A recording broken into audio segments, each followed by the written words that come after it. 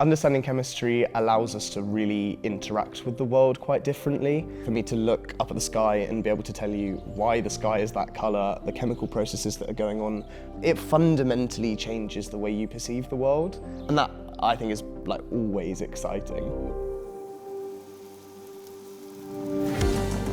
The most interesting fact about chemistry that I've learnt in the last few years would be that liquid oxygen is blue. And also see that it was magnetic as well, which is not something I would have ever thought. That was a great lecture.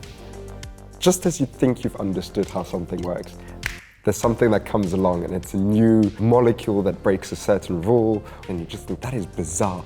When you understand those things you take for granted, I find that to be the most interesting part. Why I chose chemistry is because I saw it everywhere around me. Wherever you look, there's some aspect of chemistry that goes into it. Particularly here, I think the course is so broad that it spans both the physics, the biology, the materials. Sort of the central science, right? That's what everybody says. So that's sort of what appealed. It's also a very practical subject. When you're in the lab and you're actually doing something and you can test it out yourself, that's when you really gain an appreciation for the subject. I chose chemistry because it was my favourite subject at school. Definitely the best subject.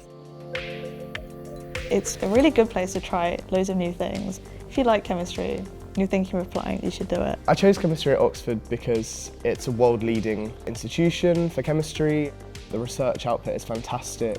You have so many hours of labs and you gain so much hands-on experience from day one that I thought that was a really good opportunity.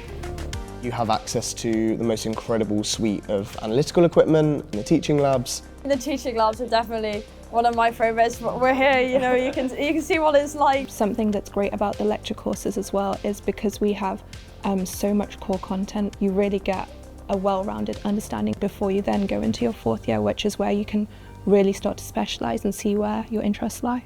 The fourth year, your Part 2 project, where you actually get to immerse yourself in an entire year worth of research. Generally, you're doing something that's new and no one's ever done before, which is very exciting. You actually get to apply all your knowledge, can then compile into a thesis and actually say, look at this. This is my work. I've done new science. What really makes chemistry at Oxford stand out would be the tutorial system. It's where you have 2 or 3 people in one group and you're there with a tutor who is, you know, highly regarded in their field. You go through the topic in a load of detail.